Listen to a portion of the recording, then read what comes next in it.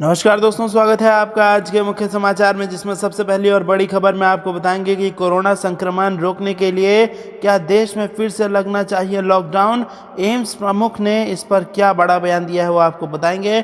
दूसरी बड़ी खबर में जिक्र होगा कि एक और संकट, 38 बिजली संयंत्रों के पास महज 7 दिन का कोयला बाकी है, गुल हो सकती है बिजली। और तीसरी बड़ी खबर में आपको बताएंगे कि किसान बातचीत के लिए है तैयार, सरकार करे पहल। ये बड़ा बयान दिया है राकेश टिकैत ने। दोस्तों, हर एक खबर की गहराई में आपको ले जाएंगे, लेकिन उससे पहले अगर आपको भी ऐसा लगता है कि कोरोना के इस दौर में सरकार को किसानों का मुद्दा सुलझा देना चाहिए, तो आप अभी इस वीडियो को लाइक कीजिए और इस लाल बटन को दबा के इस चैनल को फ्री में सब्सक्राइब करके घंटी बजाइए और कमेंट में लिखिए जय हिंद। दोस्तों, रुक करते हैं तमाम बड़ी खबरों की तरफ। कोरोना संक्रमण रोकने के लिए क्या देश में फिर से लगना चाहिए लॉकडाउन? एम्स प्रमुख क्या बोले, जान लीजिए। जी हां दोस्तों, भारत में कोरोना संक्रमण की दूसरी लहर ने तबाही मचा रखी है। रोजाना नए केस की संख्या बढ़ रही है और मौतों का आंकड़ा भी लगातार बढ़ता जा रहा है। वहीं लॉकडाउन को लेकर राज्य असमंजस में हैं। कुछ राज्यों ने अपने यहाँ लॉकडाउन की घोषणा की है तो कुछ इस पर विचार कर रहे हैं। इस बीच एम्स प्रमुख डॉक्टर रणदीप गुलेरिया ने कहा है कि कोरोना केस के हिसाब से राज्यों में लॉकडाउन लगाया जाना चाहिए।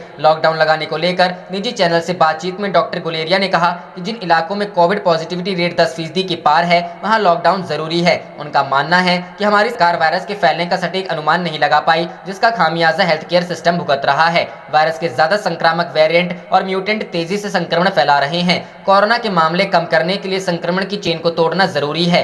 क्या होना चाहिए कोरोना से लड़ने का तरीका? डॉक्टर रणदीप गुलेरिया ने साफ किया कि हमें दोहरी रणनीति पर काम करना होगा।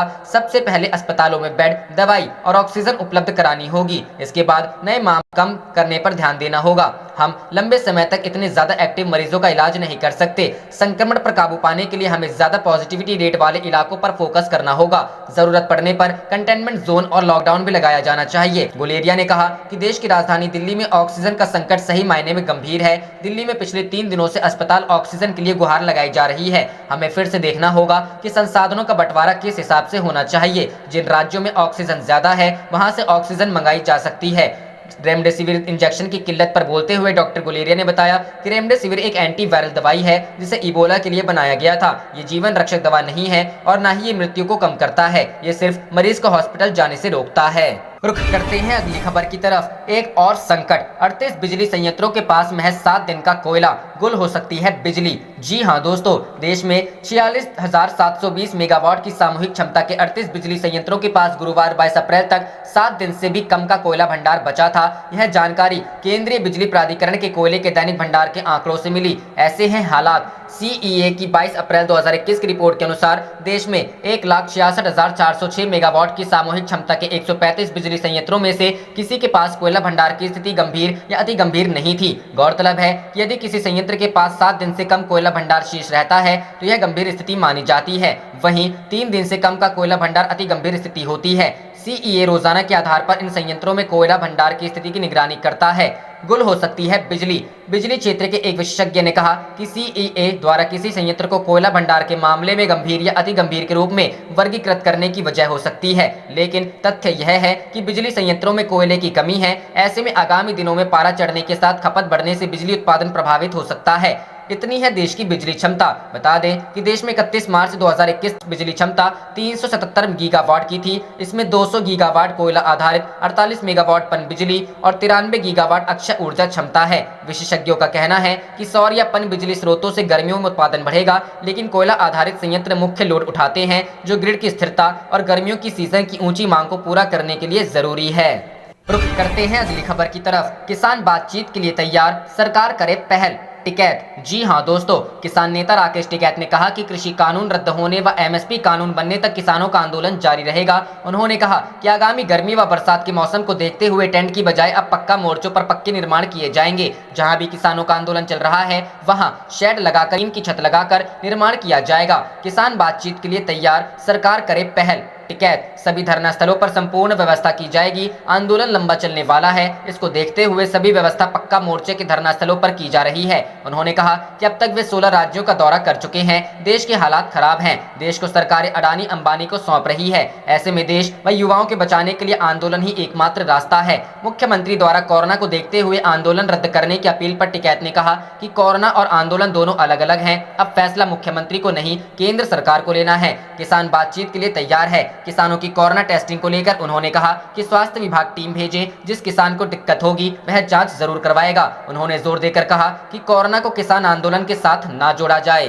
करते हैं अगली खबर की तरफ। तेजस्वी ने केंद्र और नीतीश सरकार को घेरा, पूछा कब शुरू होगा 500 बेड का ईएसआईसी अस्पताल। जी हां दोस्तों, बिहार में नेता प्रतिपक्ष तेजस्वी प्रसाद यादव ने बिहटा के ईएसआईसी अस्पताल में 500 बेड का कोविड अस्पताल शुरू नहीं किए जाने को लेकर केंद्र और राज्य सरकार पर निशाना साधा है। शनिवार को ट्वीट कर तेजस्वी यादव ने कहा कि क्या बिहार के मुख्यमंत्री, दो उप मुख्यमंत्री, केंद्रीय मंत्रियों और सांसद मिलकर इस अस्पताल को यथाशीघ्र चालू नहीं करवा सकते? क्या बिहार और केंद्र सरकार मिलकर कुछ डॉक्टर और स्वास्थ्य कर्मियों की यहाँ नियुक्ति नहीं कर सकती ताकि मरीजों को वापस लौटना और मरना ना पड़े? नेता प्रतिपक्ष ने कहा कि कितने दिनों से हाथ जोड़ प्रार्थना कर रहा हूं कि 500 बेड से सुसज्जित ईएसआईसी के इस हॉस्पिटल को शुरू कर दीजिए, लेकिन सरकार सुनने वाली नहीं। एक अन्य ट्वीट में आईजीआईएमएस में भर्ती मरीजों के मुफ्त इलाज की घोषणा पर प्रतिक्रिया व्यक्त करते हुए तेजस्वी यादव ने कहा कि सरकार अधूरी जानकारी ना परोसे, यह भी बताइए कि मात्र 100 बेड यानी केवल 100 मरीजों के लिए ही यह कथित सुविधा उपलब्ध है। कहा कि अगर संभव है तो संपूर्ण जानकारी के साथ लिखित आदेश की कॉपी भी सार्वजनिक कीजिए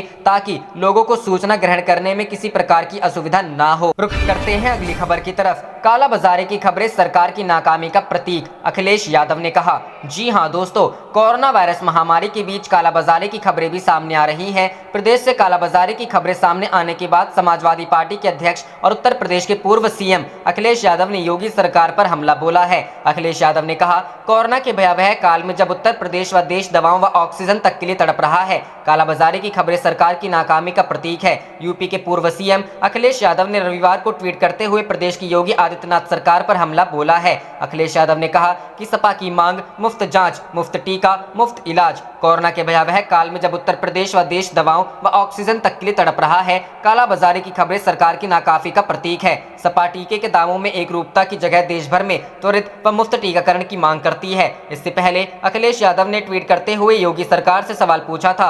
अखिलेश यादव ने लिखा, उत्तर प्रदेश की सरकार तत्काल कोरोना पीड़ितों के लिए घरों पर ऑक्सीजन का प्रबंध सुनिश्चित करें। मरीज तो मरीज है, चाहे वह घर पर हो या अस्पताल में। भाजपा सरकार सत्ता का दंभ छोड़कर एक परिवार वाले की तरह सोचे। सरकारी आपूर्ति की अव्यवस्था का खामियाजा जनता अपनी जान देकर क्यों भुगते? रुख करते हैं अगली खबर की तरफ। राजग के नेतृत्व भावना से ऊपर उठकर बिहार के हक की आवाज उठाएं, तेजस्वी। जी हां दोस्तों, बिहार विधानसभा में विपक्ष के नेता और पूर्व उप मुख्यमंत्री तेजस्वी यादव ने शनिवार को कोरोना के दौर में केंद्र सरकार से बिहार को अपेक्षित सहयोग नहीं मिलने का आरोप लगाते हुए राष्ट्रीय जनतांत्रिक गठबंधन के नेताओं से दलगत भावना से ऊपर उठकर बिहार के वाजिब हक के लिए आवाज उठाने की अपील की है। तेजस्वी ने केंद्र सरकार अपेक्षित सहयोग नहीं करने का आरोप लगाते हुए अपने आधिकारिक ट्विटर हैंडल से ट्वीट कर लिखा, बिहार को केंद्र से अपेक्षित सहयोग नहीं मिल रहा है, उल्टे ऑक्सीजन, वैक्सीन आवंटन में भी भेदभाव किया जा रहा है। घनी आबादी, उच्च संक्रमण दर, आधारभूत स्वास्थ्य संरचना की कमी के लिहाज से बिहार को जो कोटा निर्धारित होना चाहिए उसमें भारी कटौती की गई है। उन्होंने सवाल करते हुए कहा कि आखिर बिहार के साथ सौतेला बर्ताव क्यों किया जा रहा है।